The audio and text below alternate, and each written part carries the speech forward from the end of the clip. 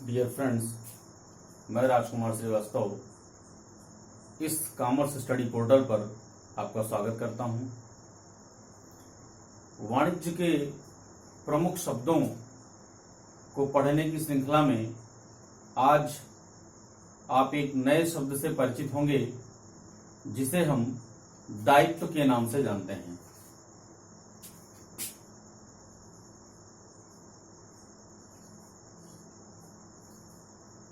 इसे इंग्लिश में लायबिलिटी के नाम से जानते हैं।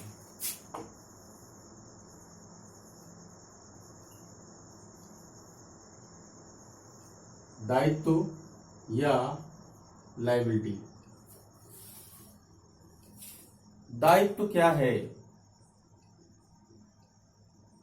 इसे समझने के लिए सिर्फ एक सेंटेंस पे यदि ध्यान दिया जाए तो यह इसके कॉन्सेप्ट को क्लियर कर देता है। वो सेंटेंस ये है कि हमें औरों को क्या भुगतान करना है।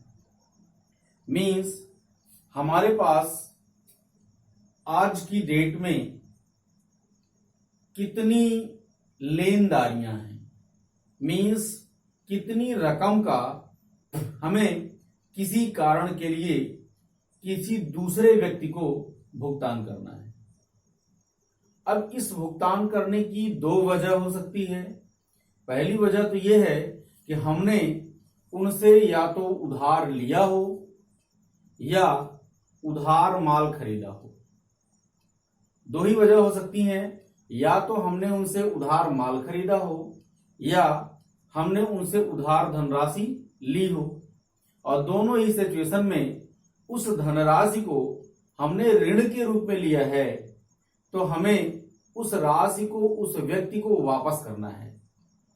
मीन्स व्यवसाय के अंदर लेन देन से संबंधित ऐसी स्थितियां जिसमें किसी व्यवसाय को या किसी संस्था को या किसी व्यापारी को अन्य व्यक्तियों को कुछ भुगतान करना हो तो वो भुगतान की जाने वाली राशि ही सरल शब्दों में दायित्व कहलाती है। इसे इंग्लिश में लायबिलिटी के नाम से जाना जाता है।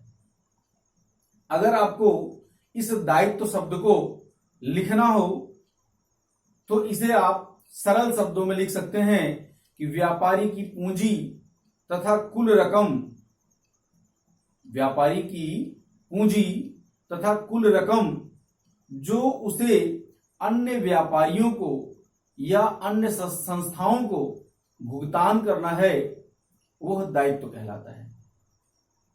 मीन्स लिख के दिखा देते हैं आपको। दायित्व का आशय है ऐसा भुगतान या ऐसी पूंजी, साधारण शब्दों में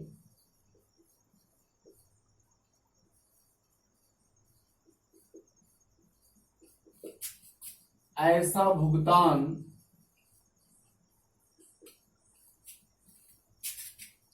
या पूंजी जिसे व्यापारी को अन्य पक्षों को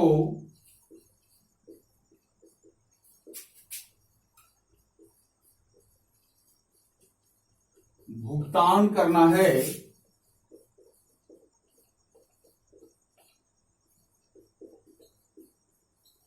दायित्व कहलाता है।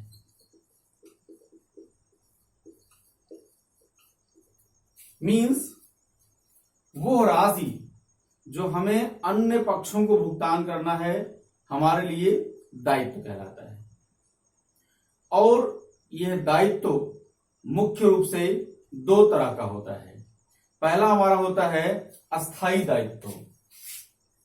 दायित्व के प्रकार में पहला है अस्थाई दायित्व। इसे इंग्लिश में हम कहते हैं फिक्स्ड लायबिलिटीज।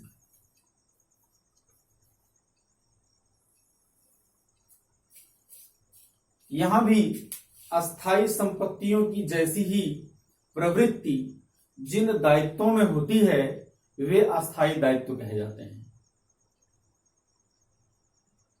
अस्थायी संपत्ति के बारे में हमने बताया था कि ऐसी संपत्तियां जिनकी उम्र जो है वो लंबे समय के लिए होती है, अर्थात 1 वर्ष से ज्यादा अवधि के लिए होती है, या जो संपत्तियां 1 वर्ष से ज्यादा अवधि तक व्यवसाय को लाभ पहुंचाती हैं अस्थायी संपत्तियां कही जाती हैं। बिल्कुल वैसे ही जिन दायित्वों का भुगतान एक लंबी अवधि के बाद करना है, लंबी अवधि का आशय 1 वर्ष से ज्यादा की अवधि का है। मीन्स आप ये ध्यान रखें कि वाणिज्य में 1 वर्ष की अवधि के अंदर भुगतान किया जाने वाला या प्राप्त किया जाने वाला कोई भी धनराशि वो अल्पकालीन कहलाता है, और 1 वर्ष से अधिक की अवधि में भुगतान किया जाने वाला या भुगतान प्राप्त किया जाने वाला धनराशि दीर्घकालीन कहलाता है। तो यहां पे दायित्व के अस्थायी होने में दीर्घकालीन शब्द का बड़ा महत्व है। मीन्स ऐसे दायित्व जिनका भुगतान 1 वर्ष की अवधि के बाद करना है या एक लंबे समय के बाद भुगतान करना है, उसे हम अस्थायी दायित्व के नाम से जानते हैं। इन अस्थायी दायित्वों में जो दायित्व होते हैं उनमें एक तो है आपका ऋण पत्र और दूसरा है ऋण, लेकिन इस ऋण के साथ शर्त होनी चाहिए दीर्घ अवधि के लिए। 2 उदाहरण इसमें दिए जा सकते हैं, एक तो ऋण पत्र और दूसरा ऋण जो कि दीर्घ अवधि के लिए दिए गए। देखो ऋण 2 तरह के होते हैं, एक अल्पकालीन भी होता है, एक दीर्घकालीन भी होता है। तो जो अल्पकालीन ऋण होगा वो अस्थायी दायित्व की श्रेणी में नहीं आएगा, बल्कि वो हमारे चालू दायित्व की श्रेणी में आएगा, जो कि हमारा अगला पॉइंट होगा। अस्थायी दायित्व में हाँ, ऋण पत्र के बारे में थोड़ा सा जानने की आवश्यकता यह है कि कंपनियां जब किसी संस्था से या किसी व्यक्ति से ऋण प्राप्त करती हैं तो उस ऋण को प्राप्त करने के बदले में ऋण देने वाले व्यक्ति को एक प्रमाण पत्र देती हैं, वो कहलाता है ऋण पत्र। और यह जो ऋण पत्र होता है इसकी जो सामान्य अवधि होती है वो 1 वर्ष से अधिक की ही अवधि होती है इसका शोधन करने की। इसका भुगतान करने की जो अवधि होती है वो मुख्यतः 1 वर्ष से ज्यादा अवधि के लिए होती है, इसलिए इसे दीर्घकालीन दायित्व के अंतर्गत शामिल किया जाता है। और ऋण के बारे में आप कंफर्म हो ही गए होंगे, यह ऋण हमारा अल्पकालीन नहीं होना चाहिए, बल्कि ऋण हमारा कैसा होना चाहिए, दीर्घकालीन होना चाहिए। तो अगर ऐसे ऋण आपने ले रखे हैं तो ये दोनों ही व्यवसाय के लिए दायित्व हैं, व्यापारी के लिए दायित्व हैं, क्योंकि इनकी राशि का कभी न कभी भुगतान करना है और दायित्व है और इसमें लंबी अवधि का गुण पाया जाता है, इसलिए इसको अस्थायी दायित्व या फिक्स लायबिलिटीज के नाम से जाना जाता है। इसमें एक चीज बहुत ध्यान देने की आवश्यकता है कि इसकी जो अवधि होगी वो 1 वर्ष से ज्यादा की होगी। इसका दूसरा पॉइंट है हमारा, वो है चालू दायित्व। चालू दायित्व इसे हम इंग्लिश में करंट लायबिलिटी के नाम से जानते हैं।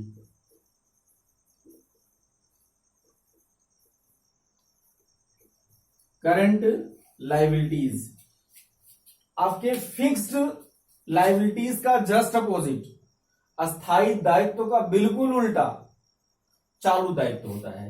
मींस ऐसा दायित्व जिसका भुगतान 1 वर्ष की अवधि के अंदर ही आपको कर देना है, ऐसे भुगतान को हम चालू दायित्व के अंतर्गत शामिल करते हैं। आप लिख सकते हैं साधारण शब्दों में, ऐसे दायित्व या ऐसे भुगतान या ऐसे ऋण जिनका भुगतान 1 वर्ष की अवधि के अंदर या चालू वित्तीय वर्ष के अंदर ही किसी भी व्यापारी या संस्था को कर देना होता है, उन दायित्वों को हम चालू दायित्व के नाम से जानते हैं।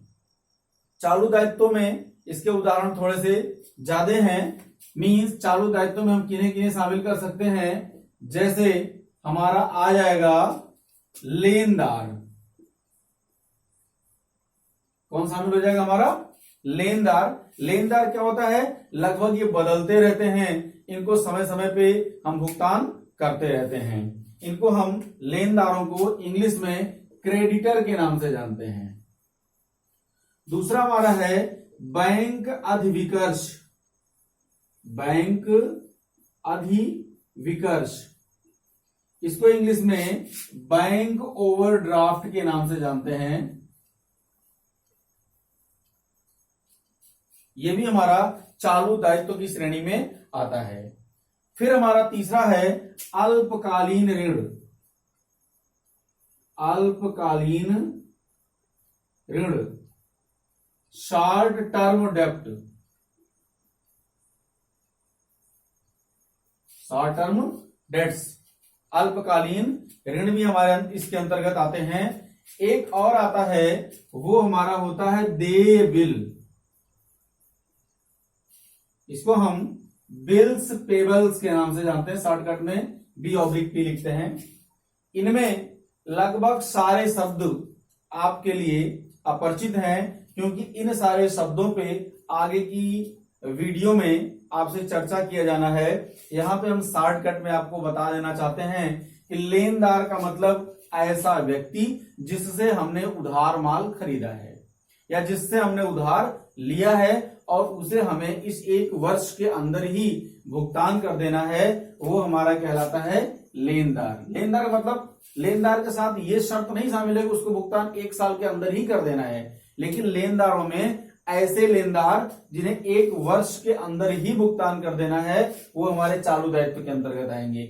लेकिन जिन लेनदारों का भुगतान 1 वर्ष से ज्यादा अवधि के लिए करना है, वो हमारे अस्थायी दायित्व के अंतर्गत आते हैं। दूसरा है बैंक अधिविकर्ष। इसके बारे में थोड़ा सा जानने की आवश्यकता है। बैंक अधिविकर्ष बैंक द्वारा अपने ग्राहक को चालू खाते पर भुगतान, चालू खाते पर दी जाने वाली एक सुविधा है। सुविधा है, ये एक व्यापारी के लिए सुविधा है। व्यापारियों के लिए मुख्य रूप से ये सुविधा होती है। इसका उद्देश्य ये होता है कि व्यापारियों की लाइफ में अक्सर ऐसा होता है कि उन्हें दिन भर में कई पेमेंट चेक के माध्यम से मिलती है और दिन भर में उन्हें कई पेमेंट चेक के माध्यम से भुगतान करना होता है। तो ऐसी स्थिति में कभी कभी स्थिति ये आ जाती है कि व्यापारी के खाते में उस व्यापारी का पैसा नहीं है, फिर भी उसने चेक काट दिया है कि जिससे वो दूसरे व्यक्ति को भुगतान हो सके। तो ऐसी स्थिति में अगर खाते में पैसा नहीं है और व्यापारी ने चेक काट दिया है, तो वो चेक बैंक से बाउंस कर जाएगा और उसकी जो क्रेडिट होगी उस पर गलत इंपैक्ट पड़ेगा। तो इसलिए क्या करते हैं, जो व्यापारी लोग होते हैं वो बैंक से एक सुविधा ले लेते हैं, उसकी एक लिमिट ले लेते हैं। सपोज दैट उसने लिमिट ले लिया 1 लाख रुपए का, 1 लाख रुपए की उन्होंने लिमिट ले लिया कि हमारे खाते में 1 लाख रुपया ना भी रहे, हमारे खाते में 1 रुपया भी ना रहे, तो भी मेरे द्वारा काटे गए 1 लाख रुपए तक के चेकों का भुगतान आपको कर देना है और ये 1 लाख रुपया हमारे ऊपर आपका ऋण हो जाएगा, जिस पर हम एक निश्चित दर से, जो हमारे आपके बीच में तय हो रहा है या जो बैंक लेती है, उस पर हम ब्याज देंगे। तो मीन्स वो व्यापारी जिसका इस बैंक में खाता है, वो बैंक से एक सुविधा लेता है। उस सुविधा का नाम है बैंक अधिविकर्ष, बैंक ओवरड्राफ्ट। यह एक प्रकार का ऋण होता है जिसको हम साल भर में कई बार भुगतान करते हैं, कई बार लेते हैं। चूंकि इसका नेचर 1 साल के अंदर भुगतान होने वाला होता है, इसलिए ये चालू दायित्व की श्रेणी में आता है। तो मीन्स क्या है कि अधिविकर्ष के अंदर जो व्यापारी होता है वो अपने द्वारा काटे गए चेकों का भुगतान समय पे हो जाने के लिए एक सुविधा लेता है, जो एक प्रकार से ऋण की सुविधा है। इसमें व्यापारी के खाते में जितनी राशि के लिए उसने लिमिट ले रखी है, उतनी लिमिट तक की राशि बैंक भुगतान करेगा, चाहे उसके खाते में 1 रुपया भी ना हो। तो उम्मीद करते हैं बैंक अधिविकर्ष आपको समझ में आ गया होगा, क्योंकि वर्ष में कई बार ये भुगतान हो जाता है, कई बार ये ऋण के रूप में बदल जाता है। तो ये चेंजेबल होता रहता है, भुगतान होता रहता है, बनता रहता है। इसकी जो प्रवृत्ति होती है वो 1 साल के अंदर भुगतान हो जाने की होती है, इसलिए इसे हम चालू दायित्व के अंतर्गत शामिल करते हैं। नेक्स्ट पॉइंट होता है हमारा अल्पकालीन ऋण। अल्प मीन्स थोड़े समय के लिए ऋण। तो बिल्कुल थोड़े समय के लिए ऋण का मतलब यह है 1 वर्ष से कम की अवधि के लिए अगर हम ऋण ले लेते हैं तो हमारा अल्पकालीन ऋण कहलाता है, और ये सीधे सीधे चालू दायित्व के अंदर हमें उठा के रख देता है। नेक्स्ट है बिल्स पेबल। देखिए 2 वर्ड हैं, एक है आपका बिल्स रिसेबल, प्राप्य बिल, और दूसरा होता है बिल्स पेबल, देय बिल। इन दोनों पे हम सेपरेटली चर्चा करेंगे। यहां पे सिर्फ आप ये जान लें कि देय बिल कि जैसे यदि हमने किसी व्यक्ति से उधार माल खरीदा तो वो व्यक्ति प्रमाण के रूप में एक रुक्का लिखता है, एक प्रपत्र लिखता है कि आप हमें 3 महीने बाद इतनी धनराशि का भुगतान करेंगे, जो हमारे और उसके बीच में तय हो जाता है। तो ये जो व्यक्ति माल को बेचता है वो इस चीज को लिखता है, क्योंकि भुगतान जिसे प्राप्त करना होता है वही उस बिल को लिखता है, और उस बिल पे माल उधार खरीदने वाला व्यक्ति अपनी स्वीकृति देता है कि हाँ, हम आपकी इस बात को स्वीकार करते हैं और एक निश्चित समय के बाद 2 महीना 3 महीना जो भी उसमें मेंशन किया गया होता है, इस अवधि के बाद हम इस राशि का भुगतान कर देंगे, और उस पर अपनी स्वीकृति देके फिर वो उस व्यक्ति को लौटा देता है। तो लौटाने के बाद चूंकि वो बिल जो विक्रेता द्वारा लिखा गया था और क्रेता द्वारा उस पर स्वीकृति दिया गया है, उस बिल पे जो विक्रेता वो स्वीकृति प्राप्त करता है, इसलिए वो विक्रेता की नजर में ये हमारा कहलाता है बिल्स रिसेबल, और चूंकि क्रेता उस पर स्वीकृति देता है इसलिए ये हमारा कहलाता है बिल्स पेबल। मींस बिल वही होता है, रुक्का वही होता है जिसे क्रेता और विक्रेता दोनों के दृष्टिकोण में अलग अलग नामों से जाना जाता है। तो ये जो बिल है ये भी कम अवधि के लिए होता है। अगर ये दीर्घ अवधि के लिए है तो ये हमारा अस्थायी दायित्व में चला जाएगा, क्योंकि इसका जो नेचर है, इसकी जो प्रवृत्ति है वो होती है लगभग 3 महीने 4 महीने की अवधि या 5 महीने की अवधि होती है। बहुत ज्यादा इस पर टाइम नहीं लिया जाता है, इसलिए इसकी जो अवधि होती है वो अल्पकालीन होती है।